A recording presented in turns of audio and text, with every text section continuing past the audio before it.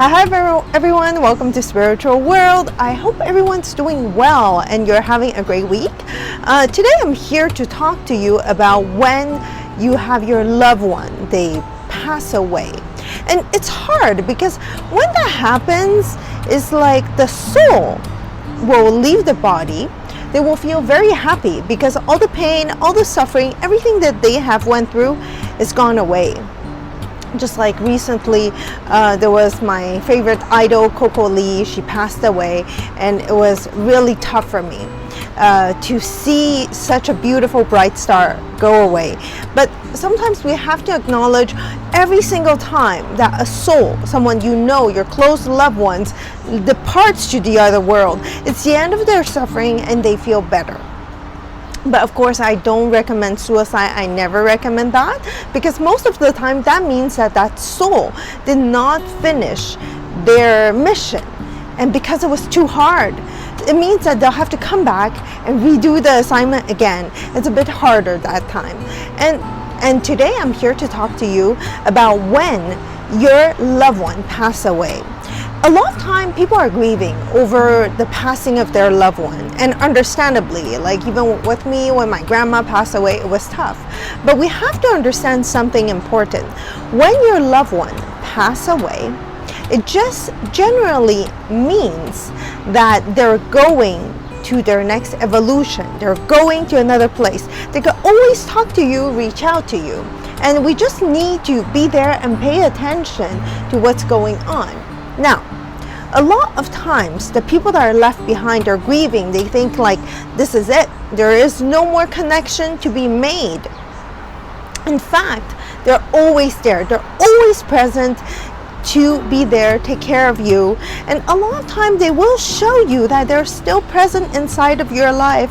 And if you really like pay attention, you're gonna hear that inner whisper that they're trying to convey to you. And they're always there and so beautiful. Sometimes they will use the message through items. So recently, as you guys all know, I am fascinated about the soul. I'm curious where the soul goes at times, and I've been digging, trying to find some books, and I found the book of Michael Newton, Destiny of the Soul. And there was a breakdown of different case scenarios, case studies about what would happen when your loved one passed away. One of the case was a case of a husband and a wife. So the husband passed away, and the wife stayed behind, and she was grieving. She was very sad about the situation. And in those moments, the soul, that is the husband, he said, I need to comfort her. She is grieving. How am I going to make her know my presence? So what he did is he uses the energy of the fire to create a form of fluid and solidness inside of it, and then he interjects the energy onto the mind of his wife and the energy onto a ring. It's a ring, a turquoise ring, that he would always rub whenever his wife wears it. This way, he recreates this connection. And by recreating this connection, the wife went to pick up the turquoise ring, and she wore it. And when she wore it, the soul stood right next to her. In that moment, there was a connection. So the soul made a gap for the wife to know, I am present with you, with the object. It allowed for the soul to make sure that the wife understood, I'm always here by your side, don't worry, and I love you, and I'm always here. And that's what very often souls will do for their loved one once they depart, because they are okay. Because we as souls, we are eternal, and we're always growing, we are always evolving. And in that moment, it allowed the person that is currently physically on earth to understand, okay, my loved one never left me, and they will always be with me. And it happens that sometimes they revisit you over and over. Like my grandma, whenever I'm in a tough challenge, they will always show up. So understand that a lot of time, your loved one will show you that they are present in your life with different kind of object and items. The second scenario is called dream weavering. And this is fascinating because I do a lot of dreams, right? So it's fascinating because they convey the message through a dream. So in Asia, we always say, like, a lot of loved ones, when they pass away, they will come back in a form of a dream just to their loved one to pass important messages. And then once they wake up, people will say, oh my God, we had a visitation from our loved ones. And this is a form of dream weavering. And this is a form of your loved one passing on important message to you. Now, I also want to mention that a lot of time souls will come into the dreams just so you will feel their presence, so they will understand that they're with you, loving you, taking care of you. This second case scenario is this case scenario of a man called Bud. Bud actually died in World War II, and his big brother Walt stayed alive. But inside of the dream, he was very sad. He's like, oh my God, my little brother passed away, and I'm so sad about the loss. But what happens is Bud wanted to reassure his brother, I'm okay, I am fine. So what he did is the following. He went into the dream state of Walt, and he recreated the dream. He repieced 2 pieces of memory using energy imprints. And the first dream that he had of Walt was when they were playing by the water, and one time Walt hit on the bench and fell into the water. He was drowning, and Bud saved him.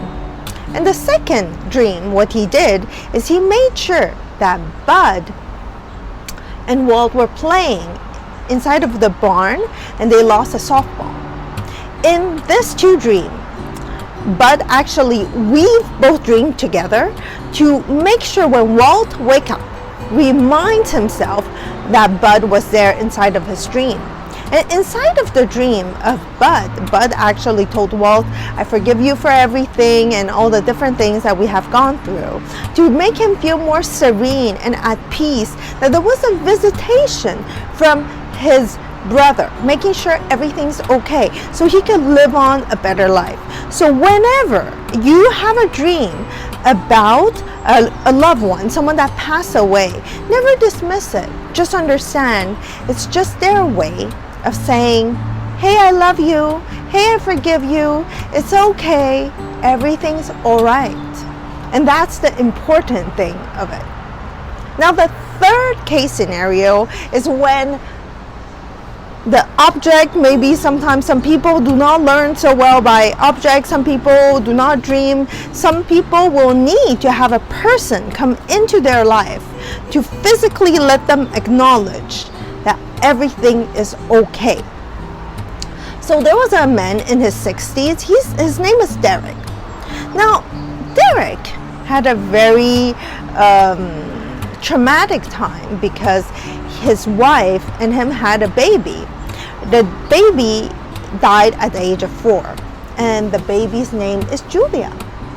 And when Julia passed away, Derek was devastated. So he went to a hypnotherapy session with Michael Newton, and then he got to understand something.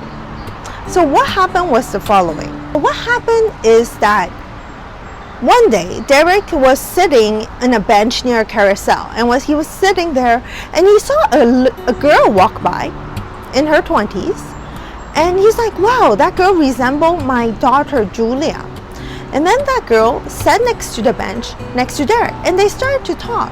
It was a Muslim girl, and then they were talking a lot, and then he said, oh my God, but you're new to Canada, you're new to Vancouver, how are you gonna find work, how are you gonna live? And he was really worried for this girl. And then Heather, after a long discussion, said, don't worry about me, I'm gonna be okay, and I'm sure we're gonna see each other again soon. Sorry, I'm paraphrasing here. And in that moment, when Heather walked away, Derek knew that, wow, that was the reincarnation of Julia. In that moment, he just said, wow, That was Julia coming back to tell me everything's okay. It was the reincarnation of Julia coming in as Heather to reassure Derek that everything's okay. I'm gonna live a great life now. And this is the beauty of things. When we understand that there are actually no coincidence. Like in my life, I always thought, oh, maybe sometimes it's a coincidence, but there are no coincidences. There are no coincidences in life. Everything is orchestrated by God for you to see and pay attention to your senses, to your intuition, that everything works out fine. So once you understand that your loved one never leaves you, you understand that at all moment you can reconnect to them and pay attention to the subtle sign that they give you, because they will always be there to give you everything that you need. So I hope this is helpful for you, and in case you want to talk about different type of topic, please leave them down below and I will actually try to find the information for you. I hope you have a lovely week, and may everything be blessed in your life. Have a lovely week, everyone. Bye bye for now.